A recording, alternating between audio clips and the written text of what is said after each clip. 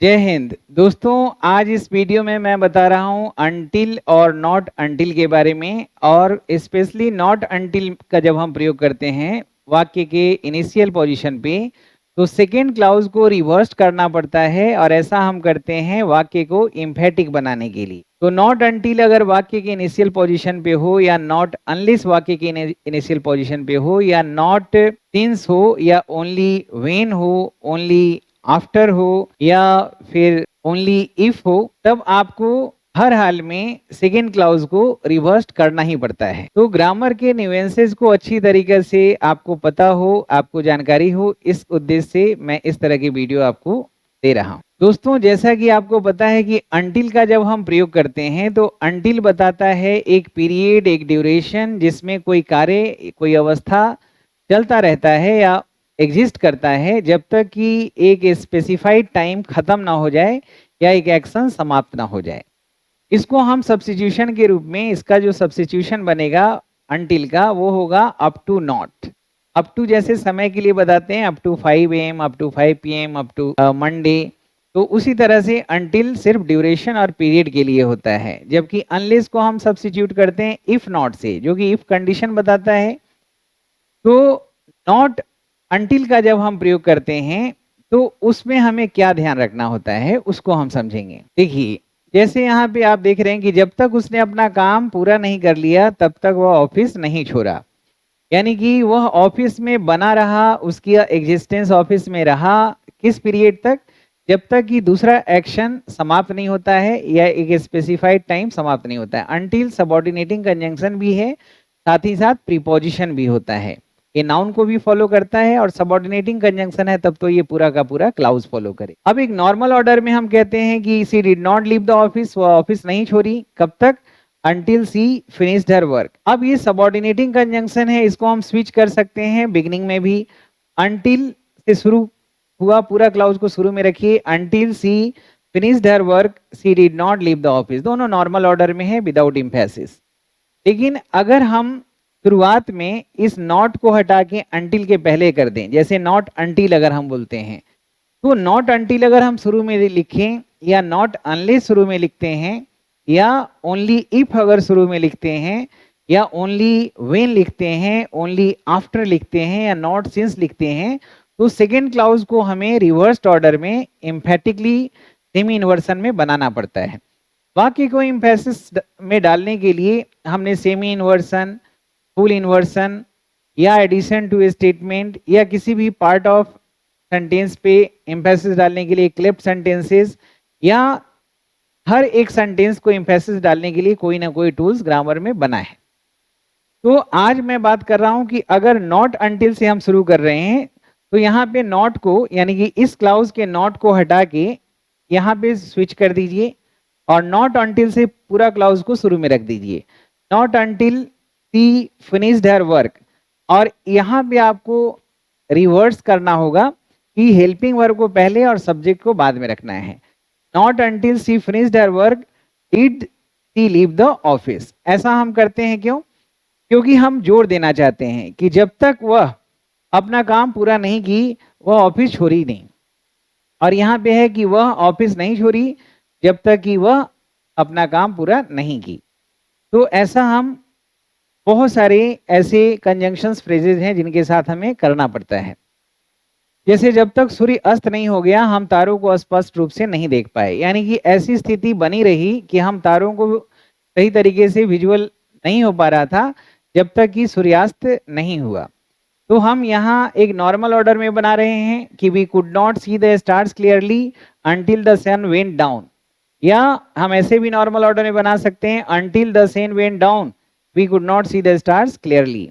अगर हम इसको रिवर्स करके बनाना चाहें एम्फेसिस डालने के उद्देश्य से, तो यहाँ का नॉट को अंटिल के पहले स्विच करिए और पूरा क्लाउज को इनिशियल पोजीशन पे स्विच कर दीजिए। Not until the sun went down could we see the stars clearly, यानी कि नॉट अंटिल जब भी शुरू में हो तो सेकंड क्लाउज में हेल्पिंग वर्ब पहले, सब्जेक्ट बाद में रखना है एम्फेटिक करने के लिए। जब तक मैंने अपनी आंखों से नहीं देखा, मुझे सच में विश्वास नहीं हुआ कि वह सुरक्षित था। तो एक नॉर्मल ऑर्डर में बना रहे हैं, I did not really believe he was safe until I saw him with my own eyes, या until I saw him with my own eyes I did not really believe he was safe। अब इसको अगर हम यहाँ के not को until के पहले स्विच करके और पोजीशन को शुरू में करते हैं तो ऑब्लिगेशन है हमारा कि सेकेंड क्लाउज को रिवर्स करना पड़ेगा।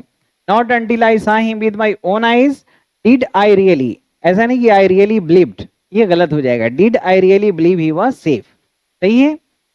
वैसे तो रिवर्स हम इंट्रोगेटिव के लिए करते हैं और दूसरा हमारा एम्फेसिस डालने के लिए इन्वर्सन या सेमी इन्वर्सन में या statement two addition to statement में ऐसा करते हैं, या कुछ एडजेक्टिव और कुछ एडवर्ब के साथ भी ऐसा करते हैं जो इस सीरीज में मैं बता दूंगा।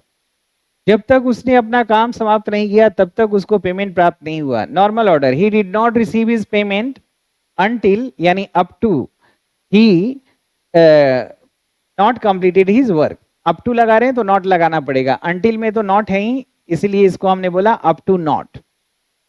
जैसे अनलेस है तो इफ नॉट।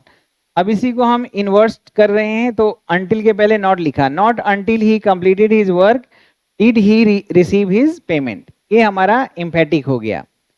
और अंटिल के बाद में नॉट नहीं लगता है लेकिन अंटिल के पहले नॉट लगा सकते हैं। अनलेस के बाद में नॉट नहीं लगता है लेकिन अनलेस के पहले हम नॉट लगा सकते हैं।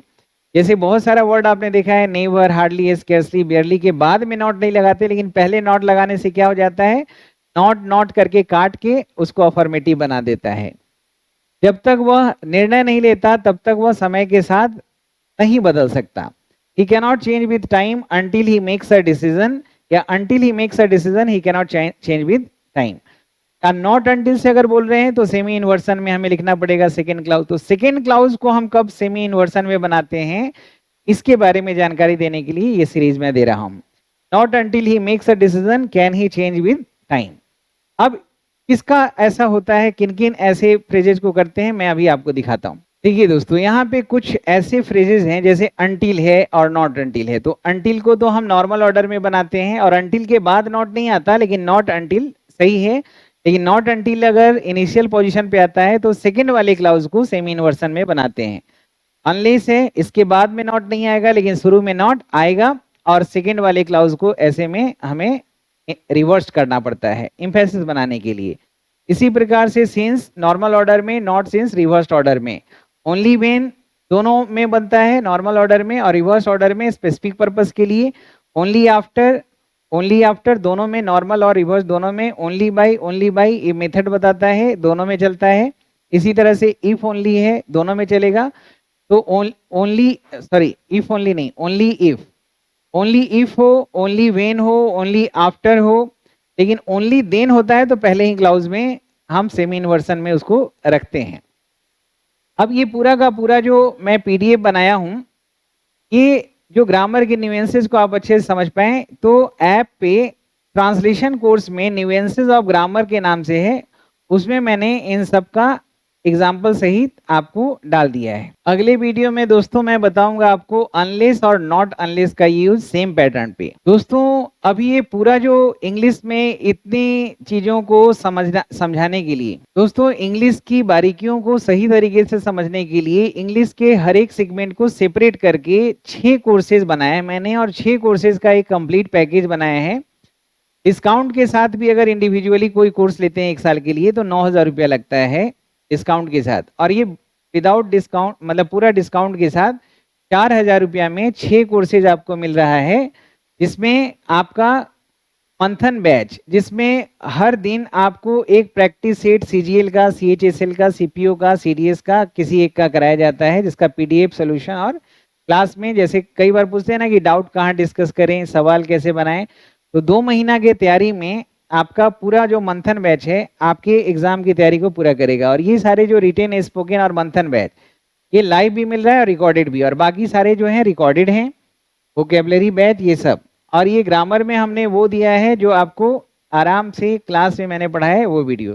तो पूरा 6 कोर्सेज का ये पैकेज है, इसको आप जरूर परचेज करें। और मिराज इंग्लिश ग्रामर में तो पूरा ग्रामर आपको प्योरली ग्रामर मैंने दिया है 27 टॉपिक, उसी तरह से वोकेबलरी का सेपरेट है, voice narration, sentence improvement, fill in the blanks, reading skill, सबका अलग अलग 8 बुक्स का पैकेज है जो 2000 में आपके घर पे पहुंच जाता है। हर एक एग्जाम की तैयारी के लिए आप ज्वाइन करिए इसको, पूरे तरीके से डिटेल में पढ़िए। और मंथन बैच आपको जो मिल रहा है वो कमाल का है, आप दोस्तों कंप्यूटर, लैपटॉप, अपने टैब पे, ऐप पे, हर जगह मोबाइल पे पढ़ सकते हैं। कंप्यूटर, लैपटॉप पे पढ़ना है तो वेबसाइट से सेम लॉगिन आईडी से और उसी लॉगिन आईडी से ऐप पे भी पढ़ सकते हैं। किसी तरह के क्वेरी के लिए 9599614791 पे कांटेक्ट करना है। ये जो मंथन बैच है दोस्तों, ये 2 महीना की तैयारी कोई भी एग्जाम को आसानी से आपको हेल्प करेगा निकालने के लिए, बहुत डिस्टिंक्शन मार्क्स के साथ। क्योंकि इसमें हर एक क्वेश्चंस को रोज डिस्कस होता है, लॉजिकली, कॉन्सेप्चुअली, रोज प्रैक्टिस करते हैं, एक कांटेक्ट में रहते हैं, रिदम में रहते हैं। मैं तो कहता हूं कि 10 मिनट के लिए प्रैक्टिस अगर रोज करते हैं ना, तब भी आप बाकी लोगों से बहुत आगे हैं। इस तरह से रोज एक एक सेट आपको दिया जाता है, उस पर खूब बढ़िया से प्रैक्टिस करवाया जाता है। आप भी इसको जरूर ज्वाइन करें, पूरा का पूरा पैकेज ही ज्वाइन करें। ये पूरा पैकेज लें और ये पूरे पैकेज में आपको 6 कोर्स को एंजॉय करें, और वो भी 2 साल तक के लिए। तो आज के लिए इतना ही। हंसते रहेंगे, मुस्कुराते रहेंगे, अपना ख्याल रखिएगा और ये कोर्स जरूर ज्वाइन करिएगा। जय हिंद, जय भारत।